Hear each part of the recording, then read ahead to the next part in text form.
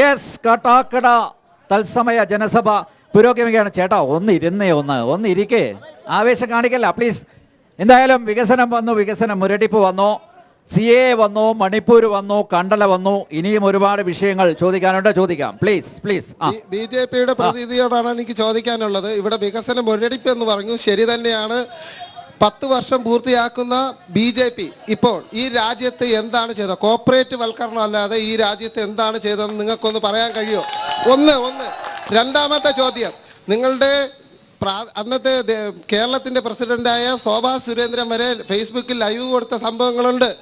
പാചകവാതകത്തിൻ്റെ വില കുറയ്ക്കുമെന്നുള്ളത് ഇന്ന് അത് വെറും കാറ്റിൽ പറയുന്ന ഒരു സംഭവമായി മാറിയിരിക്കുകയാണ്. പെട്രോൾ, ഡീസൽ അങ്ങനെയുള്ള സാധനങ്ങൾ ഇവർ BJPക്കാരെല്ലാം ഇന്ന് നടന്നു പോകുന്ന ആൾക്കാരാണ്. കാരണം 1970 നിങ്ങളുടെ വാജ്പേയി അടക്കം 74 തോന്നുന്നു, കാളവണ്ടിയിൽ ഡൽഹിയിൽ സമരം ചെയ്ത ആളാണ്. 70 പൈസ കൂടിയത്. ഇന്ന് ഓരോ അർദ്ധരാത്രിയിലും കൂടുന്ന ഈ നമ്മളെ കബളിപ്പിക്കുന്ന, കൊള്ളയടിക്കുന്ന ഇത്തരം കോർപ്പറേറ്റുകളെ കൂട്ടുപിടിച്ച് നിങ്ങൾ ഇലക്ട്രൽ ബോണ്ടിലൂടെ സമ്പാദിക്കുവാൻ വേണ്ടിയിട്ട് പെട്രോൾ ഡീസൽ വില ഇങ്ങനെ വർദ്ധിപ്പിക്കുന്നു. ഇവിടെ ഒരു സുഹൃത്ത് ചോദിച്ചു, നമ്മൾ തെരുവുകളിൽ പ്രസംഗിക്കുന്നില്ല എന്ന് വികസനത്തെ പറ്റി. പിണറായി വിജയൻ്റെ 7.5 വർഷക്കാലത്തെ വികസനം ജനങ്ങളോട് പറയേണ്ട അവർക്കറിയാം. അവർക്ക് കിട്ടുന്ന കാര്യങ്ങൾ എല്ലാം അവർക്കറിയാം. BJPക്ക് അങ്ങനെയല്ല. BJP ഇന്ന് ഇന്ത്യയിൽ കിടന്ന് വെള്ളം കുടിക്കുകയാണ്. ഇലക്ട്രൽ ബോണ്ട് അഴിമതി വന്നു, 37% വോട്ട് നേടി 10 വർഷത്തിൽ അധികാരത്തിൽ വന്ന BJP ഇപ്പൊ ഇന്ത്യ മുന്നണിയെ കണ്ട് ഭയക്കുകയാണ്. എനിക്ക് അതാണ് എന്റെ ചോദ്യം. ഇന്ത്യ മുന്നണി 37% വോട്ടിൽ നിങ്ങൾ അധികാരത്തിൽ വന്ന നിങ്ങൾ എന്തിനാണ് ഇന്ത്യ മുന്നണിയെ ഭയക്കുന്നത്? നിങ്ങൾക്ക് വികസനം ഉണ്ടെങ്കിൽ പറയാം. ക്രിസ്ത്യൻ കോളേജിൽ നിങ്ങളുടെ പ്രധാനമന്ത്രി വന്നു. ഇരിക്കൂ. ക്രിസ്ത്യൻ കോളേജിൽ നിങ്ങളുടെ പ്രധാനമന്ത്രി വന്നു. ദേശീയ നേതാവ് വന്നിട്ട് ലോക്കൽ നേതാക്കൾ പറയുന്ന രീതിയിലുള്ള സംസാരമാണ് നമ്മൾ ടി വിയിലൂടെ കണ്ടതാണ്. ഇവിടെ അദ്ദേഹത്തിന് പറയാൻ കണ്ടലയും കരിവന്നൂരേ ഉള്ളൂ. രാജ്യത്തെ വികസനത്തെ പറയാനില്ല. ഇന്ത്യയിലെ പ്രധാനമന്ത്രിക്ക് ഇവർ പറയുന്ന ലോകത്തിലെ വിശ്വപുരുഷൻ എന്നാണ്. ആ പ്രധാനമന്ത്രിക്ക് ഒരൊറ്റ കാര്യം പോലും വികസനത്തെ പറ്റി പറയാൻ കഴിയാതെ പോയ ഒരു പ്രധാനമന്ത്രിയാണ് ഈ കാട്ടാക്കട. ഇലക്ടറൽ ബോണ്ട് അതുപോലെ പെട്രോൾ ഡീസൽ ബിൽ. ഒന്ന് മറുപടി പറയട്ടെ ശ്രീ ബിജു. മറുപടി. അപ്പോൾ ഞാൻ ആദ്യം ഒരു കാര്യം പറയാം. തുടക്കത്തിൽ നെട്ടുകാൽത്തേരിയെ കുറിച്ച് സംസാരിച്ചു. അപ്പോൾ ഞാൻ പറഞ്ഞത് ആറ്റിങ്ങൽ പാർലമെന്റ് എന്ന് പറഞ്ഞിട്ടില്ല.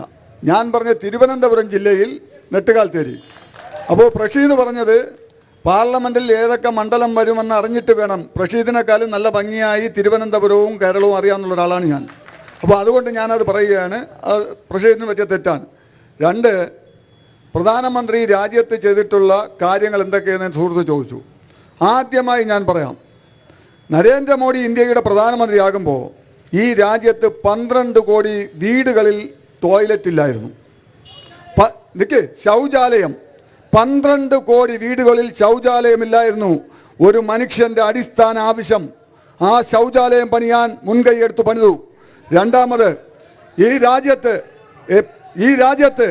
13 കോടി വീടുകളിൽ പാചകവാതകമില്ലായിരുന്നു. ആ 13 കോടി വീടുകളിൽ ഉജ്ജൽ യോജന പദ്ധതി പ്രകാരം സൗജന്യമായി പാചകവാതകം കൊടുത്തു. ഈ രാജ്യത്ത് 11.5 കോടി വീടുകളിൽ വൈദ്യുതി ഇല്ലായിരുന്നു. ഈ രാജ്യത്ത് 11.5 കോടി വീടുകളിൽ സൗജന്യമായി വൈദ്യുതി കൊടുത്തു. ഈ രാജ്യത്തെ 20 കോടി വീടുകളിൽ സൗജന്യമായി പ്രധാനമന്ത്രി ജൽ ജീവൻ മിഷൻ പദ്ധതി പ്രകാരം വെള്ളം എത്തിച്ചു. ഈ ഇരിക്കുന്ന സഖാക്കന്മാരുടെ എല്ലാം വീട്ടിൽ സൗജന്യമായി വെള്ളം എത്തിയിട്ടില്ല എന്ന് ആർക്കെങ്കിലും നെഞ്ചിൽ കൈവച്ച് പറയാൻ സാധിക്കുമോ? നിങ്ങൾ പറ. ഈ എന്നോട് ചോദ്യം ചോദിച്ച ഒരു വ്യക്തി നിങ്ങളുടെ വീട്ടിൽ പ്രധാനമന്ത്രിയുടെ പൈപ്പ് വെള്ളം എത്തിയിട്ടില്ല എന്ന് നെഞ്ചിൽ കൈവച്ച് പറയാൻ സാധിക്കോ? ഈ രാജ്യത്ത് അടിസ്ഥാന മേഖലയിൽ സർവ്വ വികസനം ഉണ്ടാക്കിയ ഒരു സർക്കാരാണ് നരേന്ദ്രമോദിയുടെ സർക്കാർ. ഈ രാജ്യത്തെ പാവപ്പെട്ടവന്, പട്ടിണി പാവങ്ങൾക്ക്, കർഷക തൊഴിലാളികൾക്ക് ഈ രാജ്യത്തിന്റെ സമഗ്രമായ വികസനത്തിന് ഒട്ടനവധി പദ്ധതികൾ ആസൂത്രണം ചെയ്ത് നടപ്പിലാക്കി. ഇവിടെ വന്നിരുന്നിട്ട് പറയുന്ന എൻ്റെ കമ്മ്യൂണിസ്റ്റ് സുഹൃത്തുക്കളോട് എനിക്ക് ചോദിക്കാനുള്ളത്, ഈ രാജ്യം 60 വർഷം ഭരിച്ച കോൺഗ്രസിന് സാധിക്കാത്തത് 10 വർഷത്തെ നരേന്ദ്രമോദിക്ക് സാധിച്ചു എന്ന് പറഞ്ഞാൽ നിങ്ങൾക്ക് നിഷേധിക്കാൻ സാധിക്കില്ല. നിങ്ങൾക്ക് നിഷേധിക്കാൻ സാധിക്കില്ല. ഈ രാജ്യത്ത് നിന്ന് അഴിമതി പൂർണ്ണമായി നിർമ്മാർജ്ജനം ചെയ്യാൻ സാധിച്ചു. അഴിമതി നടത്തിയവരെല്ലാം ഇന്ന് ജയിലിലാണ്. അഴിമതിക്കാർക്ക് കൽക്കുറുങ്കാണ്. ഇന്ന് അഴിമതിക്കാർക്ക് ഈ രാജ്യത്ത് വിഹരിക്കാൻ സാധിക്കുന്നില്ല. അഴിമതിക്കാരെ കയ്യാമം വെച്ച് ജയിലിലടയ്ക്കുന്നു. അരവിന്ദ് കെജ്രിവാൾ പോലുള്ള ഡൽഹി മുഖ്യമന്ത്രി വരെ ജയിലിലാണ്. അദ്ദേഹത്തിന്റെ ഉപമുഖ്യമന്ത്രി മനീഷ് സിസോദിയ കഴിഞ്ഞ 14 മാസമായി ജയിലിലാണ്. അദ്ദേഹം അഴിമതി നടത്താത്ത ഒരു വ്യക്തിയാണെങ്കിൽ അദ്ദേഹത്തിന് കോടതി 14 മാസം ജയിലിലിടുവോ? മനീഷ് സിസോദിയയും അരവിന്ദ് കെജ്രിവാളിനെയും ജയിലിലടച്ചപ്പോ ഇവിടുത്തെ കോൺഗ്രസും കമ്മ്യൂണിസ്റ്റും ഒരുമിച്ച് കേരളത്തിലാണ് സമരം. ഈ രാജ്യത്ത് ഒരിടത്ത് സമരമില്ല. ഈ ഇന്ത്യ മുന്നണിക്ക് ഈ രാജ്യത്ത് ഒരു സർക്കാർ ഉണ്ടാക്കാൻ സാധിക്കില്ല. എനിക്ക് പ്രിയപ്പെട്ട പ്രഷീദിനോട് ചോദിക്കാനുള്ളത്, ഇത് ഈ രാജ്യം ആര് ഭരിക്കണമെന്ന് തീരുമാനിക്കുന്ന തെരഞ്ഞെടുപ്പാണ്. 543 അംഗ എംപിമാരുള്ള ഈ പാർലമെന്റിൽ 272 എംപിമാർ ഉണ്ടെങ്കിൽ മാത്രമേ ഭരിക്കാൻ സാധിക്കൂ. ആകെ 65 സീറ്റിലാണ് ഇദ്ദേഹത്തിന്റെ പാർട്ടി മത്സരിക്കുന്നത്. ഇദ്ദേഹത്തിന്റെ പാർട്ടി ആർക്ക് വേണ്ടിയിട്ടാണ് മത്സരിക്കുന്നത്? ഈ പാർട്ടിയുടെ പ്രധാനമന്ത്രി സ്ഥാനാർത്ഥിയില്ല. വെറുതെ ജനങ്ങളെ കബളിപ്പിക്കാൻ വേണ്ടി കേരളത്തിൽ നിന്ന് പരസ്പരം മത്സരിക്കുകയും ഡൽഹിയിൽ ചെന്ന് നരേന്ദ്രമോദിയുടെ വികസന പ്രവർത്തനങ്ങൾ തടസ്സപ്പെടുത്താൻ ഒത്തുചേരുകയുമാണ് ചെയ്യുന്നത്. രണ്ടാമത്തെ ഒരു ചോദ്യം, ഇലക്ട്രൽ ബോണ്ട്. ഞങ്ങൾക്ക് ചോദിക്കാനുള്ളത്, ഇലക്ട്രൽ ബോണ്ട് എന്ന് പറയുന്നത് സുതാര്യമാണ്. ഒരു വ്യക്തി ഇപ്പോൾ ആരെല്ലാം പൈസ കൊടുത്തിട്ടുണ്ട് എന്ന് തെളിയിക്കാൻ സാധിച്ചു. ഇത്രയും കാലം കോൺഗ്രസും ഇടതുപക്ഷവും ഈ രാജ്യത്ത് നിന്നും വിദേശത്ത് നിന്നും സ്വദേശത്ത് നിന്നും സുതാര്യമല്ല എന്ന് പറഞ്ഞത് ഇന്ത്യയിലെ മറ്റുള്ള ജനങ്ങൾ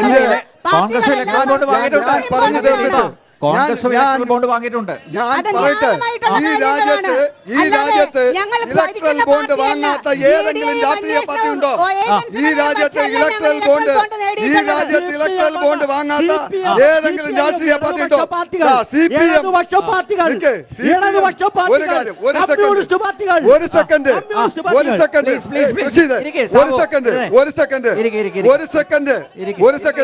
ഞാൻ പറഞ്ഞുതരാം.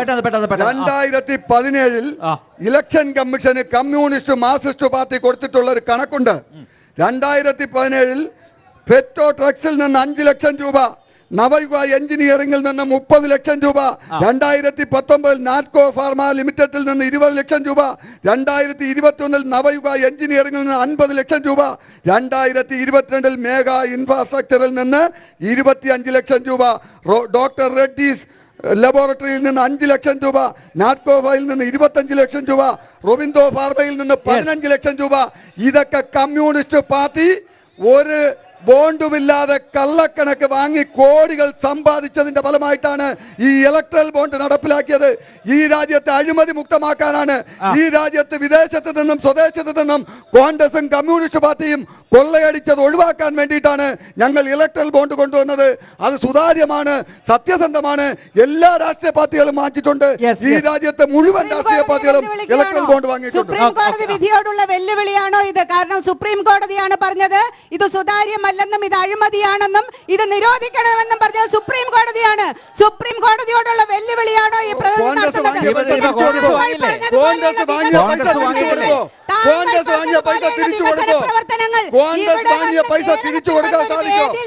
ഞങ്ങൾക്ക് ചോദിക്കാനുള്ളത്, കോൺഗ്രസ് വാങ്ങിയിട്ടില്ലേ? DMK വാങ്ങിയിട്ടില്ലേ? ഈ രാജ്യത്തെ തൃണമൂൽ കോൺഗ്രസ് വാങ്ങിയിട്ടില്ലേ? എല്ലാ പാർട്ടിക്കാരും വാങ്ങിയിട്ടുണ്ട്. നിങ്ങൾ വാങ്ങിയ പൈസ തിരിച്ചു കൊടുക്കാൻ നിങ്ങൾ യോജന വഴി ഗ്യാസ് സിലിണ്ടർ കൊടുത്തിട്ടുണ്ട്, ഗ്യാസ് കണക്ഷൻ കൊടുത്തിട്ടുണ്ട്. പക്ഷെ ആദ്യത്തെ സിലിണ്ടറിന് ശേഷം ആളുകൾ അതിൽ വെറും 500 രൂപയ്ക്കാണ് ഉജ്ജൽ യോജന ഗ്യാസ് കൊടുത്തുകൊണ്ടിരിക്കുന്നത്. 500 രൂപയ്ക്ക് രാജ്യത്തെ കൊള്ളയടിക്കാൻ ഇവർക്ക് സാധിച്ചിട്ടില്ല. ഇന്ത്യയിൽ നടപ്പാവൂല. ഇന്ത്യ മുന്നണി അധികാരത്തിൽ വരും. ഭരിക്കാൻ അറിയുന്ന മിടുമിടുക്കന്മാരായിട്ടുള്ളവർ അവിടെ കയറിയിരുന്ന് ഭരിക്കുകയും ചെയ്യും. അപ്പൊ കാണാം 65 വർഷം കൊണ്ട് നടന്ന വികസനത്തിന്റെ തുടർച്ചയാവില്ല. ശ്രീമതി ദീപ, ഇവിടെ CPM-ന്റെ പ്രതിനിധികളെ ആ മന്ത്രിസഭയിൽ ഉൾപ്പെടുത്തുവോ നിങ്ങൾ അധികാരത്തിൽ വന്നു കഴിഞ്ഞാൽ? ഇന്ത്യ മുന്നണി എന്ന് പറയുന്നത് മതേതര ജനാധിപത്യ ബോധ്യമുള്ള എല്ലാവരെയും ഉൾപ്പെടുത്തിക്കൊണ്ടുള്ള മുന്നണി തന്നെയായിരിക്കുമെന്ന് ഉറച്ചു പറയുന്നു. കാരണം ഞങ്ങൾക്ക് ഇന്ത്യയെ നശിപ്പിക്കുന്ന, ഇന്ത്യയുടെ മതേതരത്വവും ജനാധിപത്യത്തെയും നശിപ്പിക്കുന്ന, ഇവിടെ വർഗീയ ഫാസിസ്റ്റുകളുടെ വിളയാട്ടം നടത്തുന്ന, ജനങ്ങളുടെ ഈ നാടിനെ കലാപഭൂമിയാക്കുന്ന, ഭരണഘടനയെ പോലും മാറ്റി എഴുതി നാളെ ഇന്ത്യ എന്ന പേര് പോലും നാവ് കൊണ്ട് ഉച്ചരിക്കില്ലെന്ന് പറയുന്ന ഒരു വിഭാഗത്തെ ഉയർത്തിയെടുക്കൊണ്ടുവരുന്ന ഒരു കാര്യം ചെയ്യുന്നത് മതേതര ജനാധിപത്യ ഇന്ത്യയുടെ സത്തയും സൗന്ദര്യവും നിലനിർത്തിക്കൊണ്ടുള്ള ഒരു ഭരണം ഇന്ത്യ മുന്നണി ഇവിടെ നടത്തും എന്നുള്ളത് 100% ഉറപ്പാണ്. ഓക്കെ പ്രഷീദ്, നിങ്ങൾ ഇലക്ട്രൽ ബോണ്ട് വാങ്ങിയിട്ടില്ല എന്ന് പറയുന്നു. പക്ഷേ ഇവിടുന്ന് CPM ഇവിടുന്ന് ഈ സഹസ്ര കോടികൾ ഒരു മിനിറ്റ് പാർട്ടിയുടെ ആസ്തി എത്രയാ? CPM-ന്റെ ആസ്തി എത്രയാ? CPM-ന്റെ ആസ്തി, CPM ഈ സാധാരണക്കാരായ അധ്വാനിക്കുന്ന ജനവിഭാഗങ്ങളിൽ നിന്ന് ഞങ്ങൾ പിരിക്കുന്ന പൈസ മുക്കി തിന്നാതെ എന്താവശ്യത്തിന് വേണ്ടിയാണോ അത് പിരിച്ചെടുത്തത് അതിനു വേണ്ടി വിനിയോഗിക്കും. അതാണ് CPM-ന്റെ പ്രത്യേകത. ഒന്ന്. രണ്ട്, ഇവിടെ BJP-യുടെ പ്രകൃതി ഈ കണ്ട ജനങ്ങളെ മുമ്പ് എല്ലാവരും വിഡ്ഢികളാക്കിയിട്ട് പറയുകയാണ് CPM ഇലക്ട്രൽ ബോണ്ട് ഈ കണക്ക് സംഘപരിവാർ ഗ്രൂപ്പുകാര്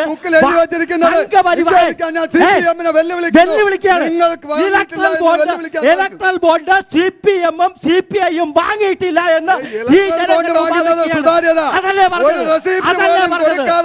കാശിന്റെ തെളിവാണ്. ഒരു രസീത് പോലും കൊടുക്കാതെ വാങ്ങിയ കാശിന്റെ തെളിവാണ്.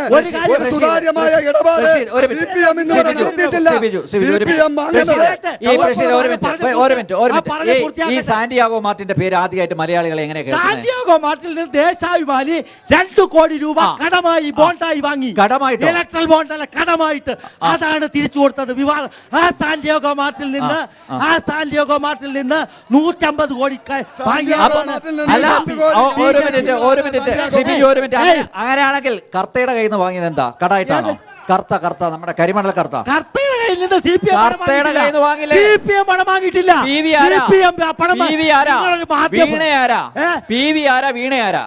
എന്ന് പറഞ്ഞ പേര് ആരാണ് നിങ്ങൾ തെളിയിച്ചോ?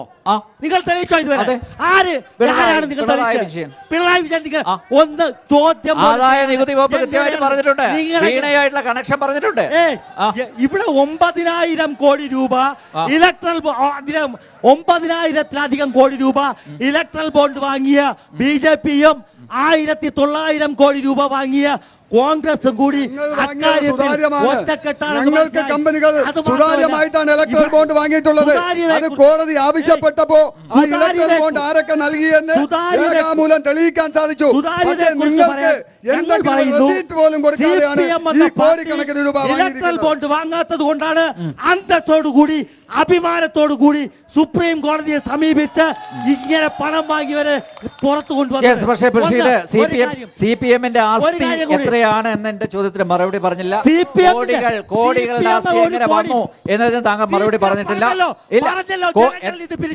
ജനങ്ങളിൽ നിന്ന് പിരിച്ചാൽ ഇത്ര കിട്ടുമോ കോടികൾ? യെസ്.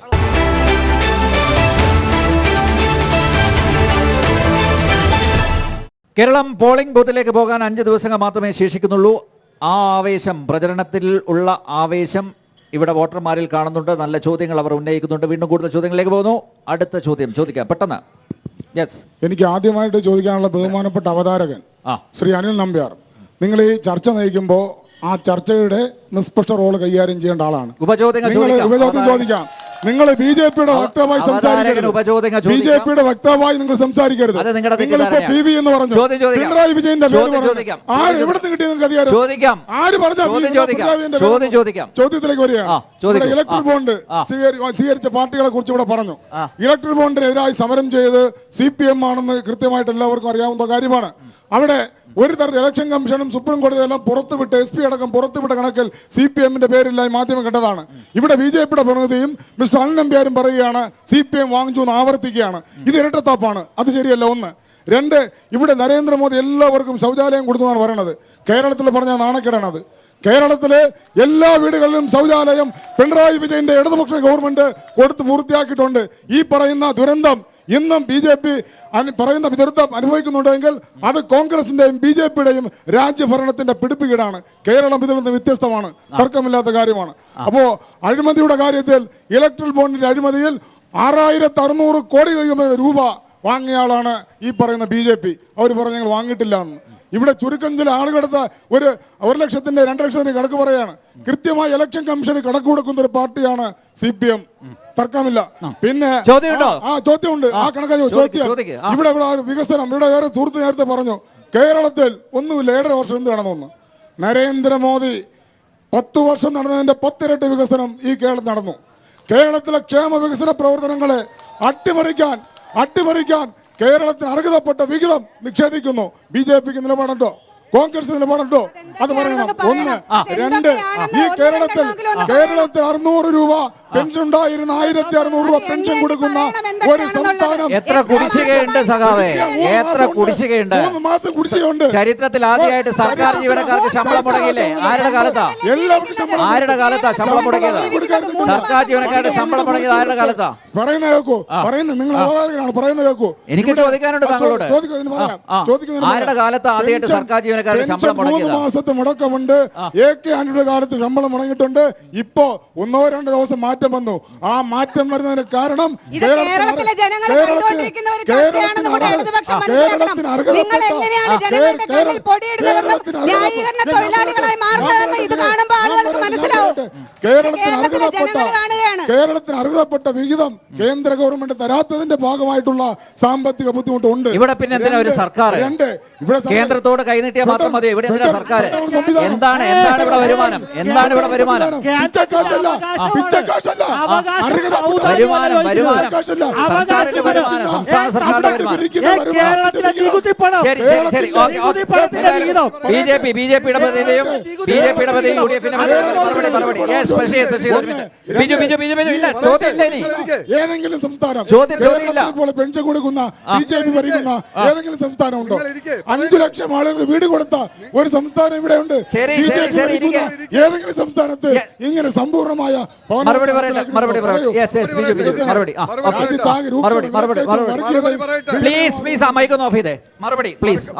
നിങ്ങൾ ചോദിച്ചത് കേന്ദ്രം സംസ്ഥാനത്തിന് ഞെരുക്കുന്നുവെന്നാണ്. UPA സർക്കാരിന്റെ ഭരണകാലത്ത് കേരളത്തിന് കിട്ടിയിട്ടുള്ള വിഹിതം 46,000 കോടി രൂപയാണ്. 46,000 കോടി. നരേന്ദ്രമോദി സർക്കാരിന്റെ ഭരണകാലത്ത് കേരളത്തിന് കിട്ടിയിട്ടുള്ള 1.54 ലക്ഷം കോടി. നിങ്ങൾ ചെന്ന് ചോദിച്ചു നോക്ക്, നിങ്ങളുടെ മുഖ്യമന്ത്രിയോട് ചോദിച്ചു നോക്ക്. 1.54 ലക്ഷം രൂപ കിട്ടിയിട്ടുണ്ടോ? മറുപടി പറയട്ടെ. 13,000 കോടി അധികം കിട്ടിയിട്ടുണ്ടോ എന്ന് ചോദിച്ചു നോക്ക്. ഇപ്പൊ 13,000 കോടി അധികം കിട്ടിയിട്ടുണ്ടോ നിങ്ങൾ ചോദിച്ചു നോക്ക്. പാവപ്പെട്ടവന് ക്ഷേമ പെൻഷൻ കൊടുക്കൂ. 2021 ഈ തെരഞ്ഞെടുപ്പിന് നേരിട്ടപ്പോൾ നിങ്ങളെ മുഖ്യമന്ത്രി പറഞ്ഞ എന്താ?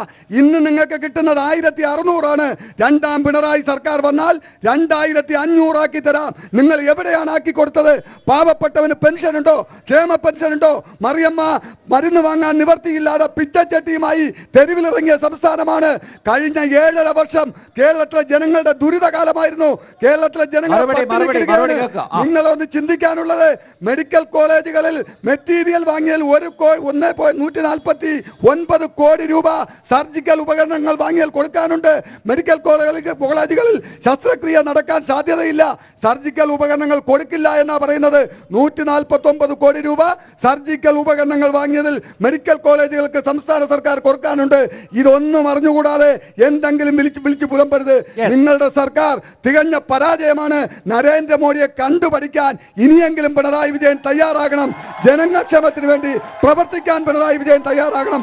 അതാണ് ഭാരതീയ ജനതാ പാർട്ടിക്ക് പറയാനുള്ളത്.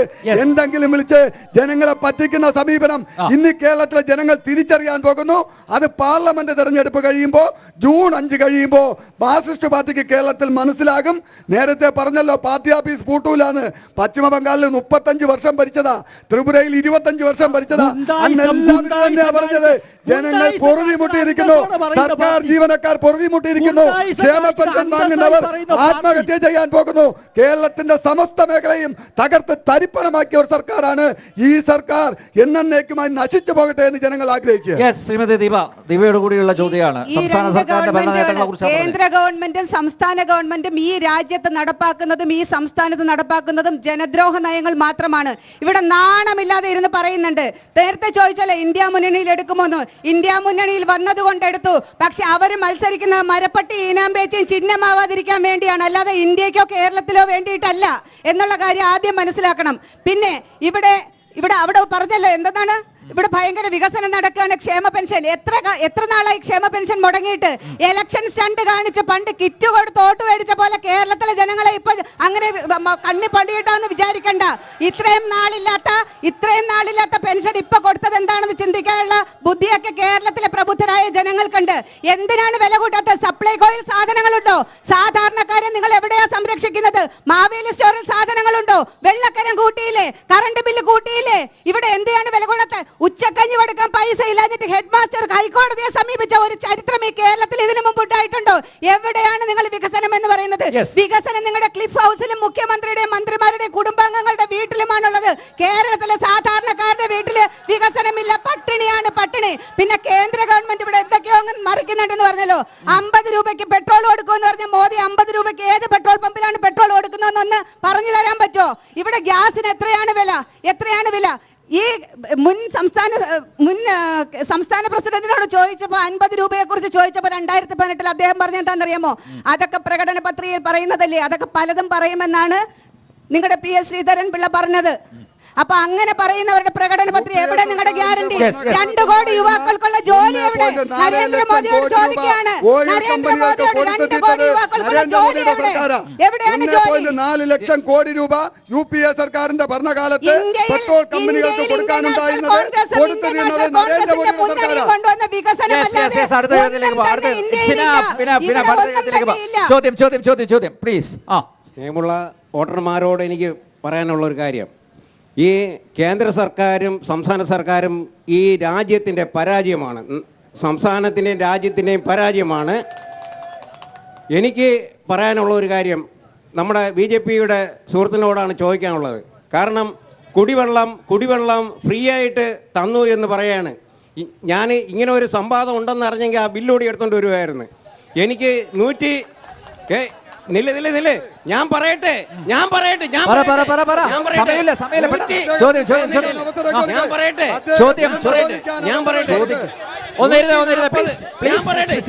ഞാൻ ചോദിക്കട്ടെ. 144 രൂപ എനിക്ക് ഫ്രീ എന്ന് പറഞ്ഞ ഞാൻ പറഞ്ഞിട്ട് പറയാം. 144 രൂപ എനിക്ക് വെള്ളത്തിന് ഫ്രീ എന്ന് പറഞ്ഞ വെള്ളത്തിന് വന്നത്.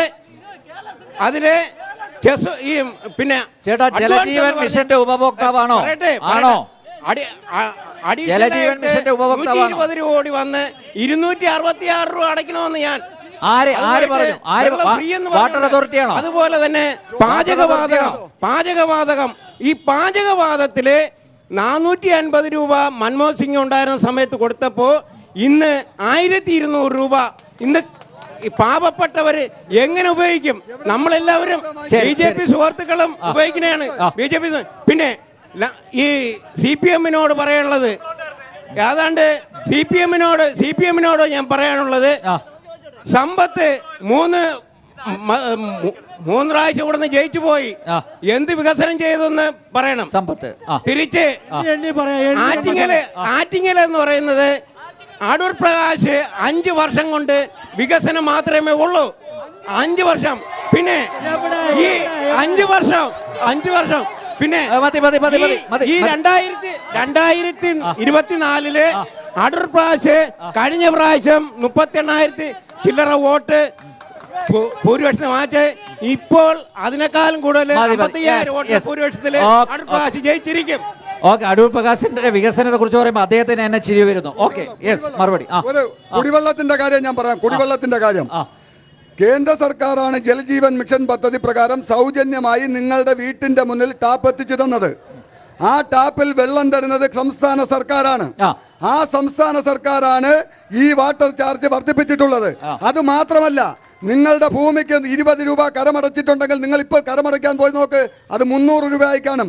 നിങ്ങളൊരു വീട് വയ്ക്കാൻ പെർമിറ്റ് എടുക്കാൻ 1000 സ്ക്വയർ ഫീറ്റിന് 1000 രൂപയായിരുന്നുവെങ്കിൽ ഇന്ന് 20,000 രൂപയായി. ഈ കേരളത്തിൽ ജനങ്ങൾ അറിയാതെ നിങ്ങളുടെ പാവപ്പെട്ടവനെ മുഴുവൻ സ്ഥലങ്ങളിലും അവരുടെ സ്വത്തും അവരുടെ വസ്തുവകകൾക്ക് നികുതി അടയ്ക്കുന്നതിൽ പോലും കാര്യമായ വർധനവ് ഇടതുപക്ഷ സർക്കാർ വരുത്തിയിരിക്കുക. അതുകൊണ്ട് വെള്ളത്തിന് വില കൂട്ടി എന്ന് പറഞ്ഞ് നരേന്ദ്രമോദിയെ കുറ്റം പറയല്. നരേന്ദ്രമോദി നിങ്ങളുടെ വീട്ടിന്റെ മുന്നിൽ പൈപ്പ് എത്തിച്ചു തന്നു. ആ വെള്ളം തരുന്നത് പിണറായി വിജയന്റെ സർക്കാരാ. ആ പിണറായി വിജയനെതിരെ സംസാരിക്കാൻ അതിൽ നിന്ന് വെള്ളം എടുക്കുന്നതിന്റെ പൈസ നിങ്ങൾ കൊടുത്തോണം. പൈപ്പ് ഇട്ട് ഗ്യാസ് കണക്ഷൻ തരും. സിലിണ്ടറിന് 3 ഇരട്ടി ചാർജ് നിങ്ങൾ കൊടുത്തോണം. ഇതാണ് നരേന്ദ്രമോദിയുടെ വികസനം. ഞാൻ ഈ ചർച്ചയുടെ തുടക്കത്തിൽ ആ സഹോദരിയോട് ചോദിച്ചു, അടൂർ പ്രകാശ് നടത്തിയ വികസനം മിനി മാസ്റ്റ് ലൈറ്റ് അല്ല, ഈ കാട്ടാക്കട പഞ്ചായത്തിൽ നടത്തിയ ഒരു വികസനത്തിന്റെ പേര് പറയാൻ പറഞ്ഞു. അത് ഒഴിവാക്കി വികസനം കൊണ്ടുവന്നു ചോദിച്ചേ. ആ സഹോദരിയോട് ഞാൻ പറയാം,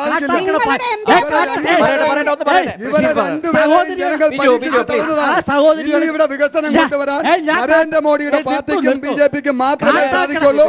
അതുകൊണ്ടാണ് ഞങ്ങൾ പറയുന്നത് ഒരു ക്യാബിനറ്റ് മന്ത്രി ഈ നാട്ടിലെ ജനങ്ങൾക്ക് ഞങ്ങളൊരു ക്യാബിനറ്റ് മന്ത്രിയെ വാഗ്ദാനം കാട്ടാക്കട പഞ്ചായത്ത് എന്നുള്ള സഹോദരി പഞ്ചായത്ത് അല്ല ആറ്റിങ്ങൽ ഞാൻ അത് വിട്ടു. കാട്ടാക്കട നിയമസഭാ മണ്ഡലത്തിൽ എന്ത് വികസനം ഒന്നുകൂടി വിപുലപ്പെടുത്തി ചോദിക്കാൻ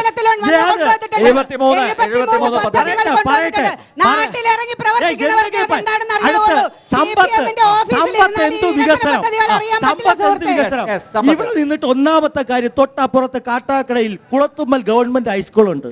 ചെന്ന് നോക്കണം, ബഹുനില മന്ദിരം. സമ്പത്ത് എംപിയുടെ വികസന ഫണ്ട്. അപ്പുറത്തെ കുളത്തുമ്മൽ സ്കൂളുണ്ട്, LP സ്കൂള്. ചെന്നൊന്ന് നോക്കണം. പ്ലാവൂർ സ്കൂളുണ്ട്. സമ്പത്ത് എംപിയുടെ വികസനം. അതുപോലെ ഉൾപ്പെടെയുള്ള സ്കൂളുകളിൽ ബോർഡ് വെച്ച സ്കൂൾ വാഹനങ്ങൾ ഇപ്പോഴും ഓടുന്നുണ്ട്. ഈ ഇവിടുത്തെ ആശുപത്രികളിൽ സമ്പത്ത് എംപി കൊടുത്ത ആംബുലൻസുകൾ ഉണ്ട്. അല്ല, പ്രഷീദ് പറയുന്ന സ്കൂൾ മാത്രമേ വികസിച്ചുള്ളൂ. സ്കൂള് വികസിക്കുന്നത് BJP-ക്കാർക്ക് ഇഷ്ടപ്പെടില്ല. അത് ഞങ്ങൾക്കറിയാം. വിവരം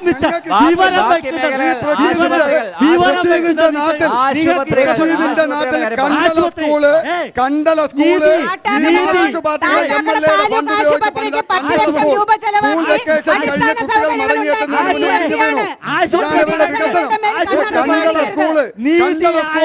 വികസനം നടത്തിയ MLA-യുടെ ബന്ധുപയോഗിച്ച് വികസനം നടത്തിയ കണ്ടല സ്കൂള് വെക്കേഷൻ തുടങ്ങുന്നതിന് തൊട്ട് മുന്നേ സ്കൂൾ കെട്ടിടം ഇതെന്തോന്നാണിത്?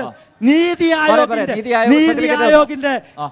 ആയോഗിന്റെ കണക്കിൽ ഇന്ത്യയിൽ ആരോഗ്യ മേഖലയിൽ 1ാം സ്ഥാനം ഈ കേരളം. അതുപോലെ ഇന്ത്യയിൽ മുഖ്യമന്ത്രി മന്ത്രിമാരെ വിദേശത്തോട്ട് പോകുന്നത് നീതി ആയോഗ് വിദ്യാഭ്യാസ നിലവാരത്തിൽ 1ാം സ്ഥാനം ഈ കേരളം. സുസ്ഥിര വികസനത്തിൽ 1ാം സ്ഥാനം ഈ കേരളം. ദാരിദ്ര്യ നിർമ്മാർജ്ജനത്തിൽ 1ാം സ്ഥാനം ഈ കേരളം. പട്ടിണിയില്ലാത്ത കേരളം. അട്ടപ്പാടി ശിശുമരണം. അട്ടപ്പാടിയിൽ ശിശുമരണം ഒന്നുമില്ല ഇപ്പൊ. ഒരു കാര്യം കൂടെ ചോദിക്കട്ടെ. ഇവിടെ പറഞ്ഞല്ലോ നമ്മൾ നിൽക്കുന്ന ഓട്ടോ സ്റ്റാൻഡാണ്. ഇവിടെ കരം കൂട്ടിയതിനെ കുറിച്ച് പറഞ്ഞു. ഇതാ ഓട്ടോ സുഹൃത്തുക്കളുണ്ട്. 460 രൂപ ഉണ്ടായിരുന്ന ഓട്ടോ ലൈസൻസ് പെർമിറ്റ് പുതുക്കാനുള്ള ഫീസ് 4600 രൂപയാക്കി മാറ്റിയില്ലേ? ഒറ്റയടിക്ക് 10 ഇരട്ടി കേന്ദ്ര മോട്ടോർ വാഹന ഭേദഗതി നിയമത്തിലൂടെ. സമാധാനം പറയോ? ഇതാ നിൽക്കുന്നല്ല ഓട്ടോറിക്ഷ ഡ്രൈവർമാര്. അതുകൊണ്ട്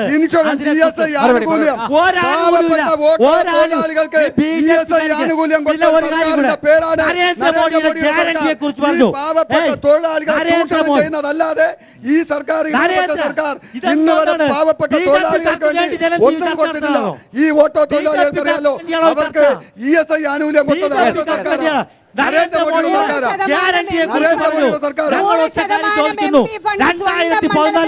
നരേന്ദ്രമോദി കൊടുത്ത ഗ്യാരണ്ടികൾ 2 കോടി തൊഴിലവസരം. എവിടെ തൊഴിൽ? പെട്രോളിന്റെ വില 50 രൂപയാക്കും. പാചകവാതകത്തിന്റെ വില 250 രൂപയാക്കും. നരേന്ദ്രമോദിയുടെ വാക്കാണ്. തിരുവനന്തപുരത്ത് സെക്രട്ടേറിയറ്റ് മുന്നിൽ സ്കൂട്ടർ സമരം വയോധികനായ രാജഗോപാലിന് പാവപ്പെട്ടവരോട് ഇത്രയും സഹാനുഭൂതിയുള്ള പ്രഷീദേ, ആ പാവപ്പെട്ട കണ്ടല സർവീസ് സഹകരണ ബാങ്കില് അധ്വാനിച്ചുണ്ടാക്കി ആ പണം തിരിച്ചു കൊടുക്കുക, അതിനുള്ള നടപടി സ്വീകരിക്കും.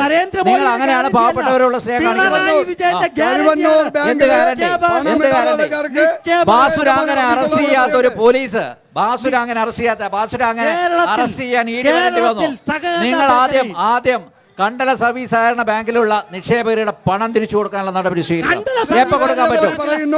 പ്രസിഡന്റിന് ഉറപ്പ് കൊടുക്കാൻ പറ്റുമോ? ഉറപ്പ് കൊടുക്കാൻ പറ്റുമോ?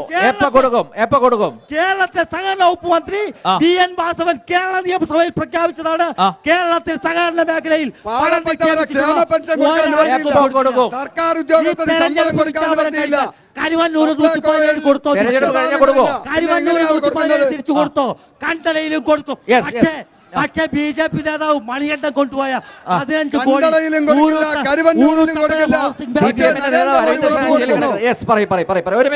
മണികണ്ഠൻ കൊണ്ടുപോയ പൈസ കൊടുക്കുവോ?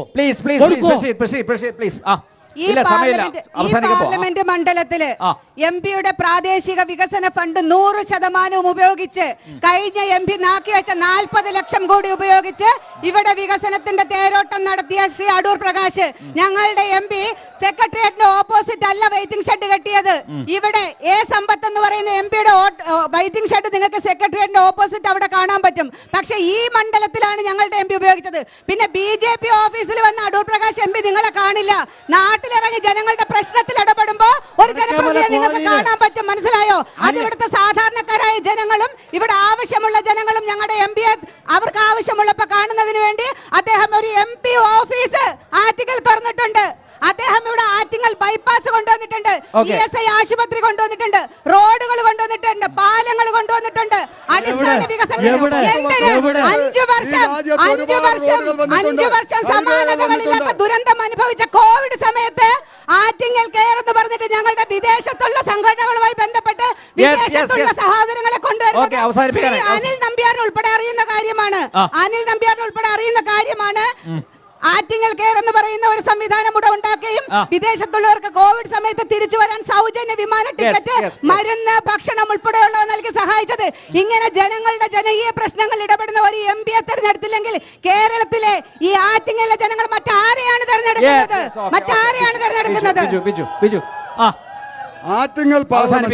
ആറ്റിങ്ങൽ പാർലമെന്റിൽ ഞങ്ങൾക്ക് ഉറച്ച വിശ്വാസമുണ്ട്. ഈ രണ്ട് മുന്നണികളുടെ പ്രതിനിധികളും തികഞ്ഞ പരാജയമായിരുന്നു. രണ്ടുപേരെയും ജനങ്ങൾ മാറി മാറി പരീക്ഷിച്ചു. മൂന്നാമത്തെ നരേന്ദ്രമോദി സർക്കാർ അധികാരത്തിൽ വരുമെന്ന് ഇവിടുത്തെ കോൺഗ്രസും ഇടതുപക്ഷവും എല്ലാവർക്കും അറിയാം. പക്ഷേ നരേന്ദ്രമോദി സർക്കാരിൽ ഈ രാജ്യത്തെ BJP-യുടെ ഏറ്റവും സമുന്നതന്മാരായ നേതാക്കൾ ഒരാളായ V. മുരളീധരൻ ഈ പാർലമെന്റിൽ നിന്ന് തെരഞ്ഞെടുത്താൽ അദ്ദേഹം നരേന്ദ്രമോദി സർക്കാരിൽ ക്യാബിനറ്റ് മന്ത്രിയാകും. ഈ ആറ്റിങ്ങൽ പാർലമെന്റിന്റെ സുവർണ കാലഘട്ടമായിരിക്കും. എത്രയും കാലം ജനങ്ങൾ നഷ്ടപ്പെടുത്തിയത് തിരിച്ചെടുക്കാൻ ഇവിടുത്തെ ജനങ്ങൾക്ക് ഒരു അവസരമാണ്. അത് ജനങ്ങൾ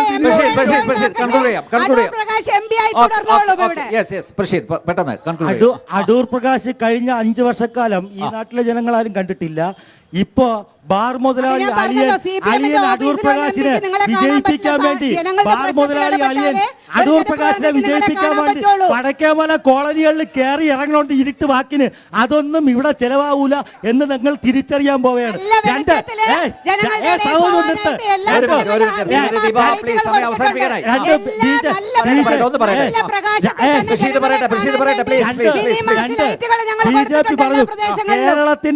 കേരളത്തിന്റെ വികസനം മുടക്കാൻ വേണ്ടി മാത്രം വന്നിട്ടുള്ള V. മുരളീധരനെ വിജയിപ്പിക്കാൻ ഞാൻ ഒരിക്കൽ കൂടി പറയുന്നു. ഈ കേരളത്തിലെ ജനങ്ങൾ തിന്നുന്നത് അരിയാഹാരമാണ്, കുടിക്കുന്നത് ഗോമൂത്രവും കഴിക്കുന്നത് ചാണകവുമല്ല എന്നുള്ളത് കൊണ്ട് വിജയിപ്പിക്കാൻ കഴിയില്ല. ഒരു കാര്യം കൂടെ സൈലന്റ് ആയിട്ട് പറയാൻ എനിക്ക് ഒരു അവസരം. ഇന്ന് ഈ നാട്ടിലെ ജനങ്ങൾ മുഴുവൻ അനുഭവപ്പെടുന്ന ഒരു ദുരിതമുണ്ട്. വിഴിഞ്ഞം തുറമുഖവുമായി ബന്ധപ്പെട്ട് റിംഗ് റോഡ് ഞങ്ങൾ ഉറപ്പ് നൽകുന്നു. V. മുരളീധരൻ ആറ്റിങ്ങൽ പാർലമെന്റിൽ നിന്ന് MP ആയി കേന്ദ്രമന്ത്രിയായാൽ ഈ റിംഗ് റോഡിനുള്ള മുഴുവൻ തുകയും V. മുരളീധരൻ നരേന്ദ്രമോദി സർക്കാരിൽ നിന്ന് അനുവദിപ്പിക്കും. ഉപകാരപ്രദമായി പദ്ധതി നടപ്പിലാക്കും. എന്തായാലും ആറ്റിങ്ങൽ മണ്ഡലത്തിൽ ആരായിരിക്കും കൂടുതൽ വികസന പദ്ധതികൾ കൊണ്ടുവരിക, ആരാണ് വികസനം കൂടുതലായിട്ട് നടപ്പിലാക്കുക? ഇതാണ് വോട്ടർമാരുടെ മുന്നിലുള്ളത്. അവരോടൊപ്പം നിൽക്കുന്നവരെ അവർ പിന്തുണയ്ക്കുക. എന്തായാലും കാട്ടാക്കടയിലെ ജനസഭ വളരെ സജീവവും സക്രിയവുമാക്കിയ എല്ലാവർക്കും നന്ദി രേഖപ്പെടുത്തുന്നു. നാളെ തിരുവനന്തപുരം ലോക്സഭാ മണ്ഡലത്തിലെ നേമത്ത് കാണാം. നന്ദി, നമസ്തേ.